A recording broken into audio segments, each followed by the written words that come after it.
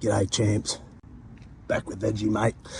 Decided I'm going to chop off the rear muffler. Why? Why do you ask? I hear you say why. Because my wife reckons it's a stupid idea. She said, don't do it, you dick. That is exactly why. So, let's go chopping. There she is. Chopped it nice and clean. Just hacked through them because I'm an idiot. Okay, let's get on her. Boom. It's gonna be loud, it's gonna be shit, but who cares? Let's start it up.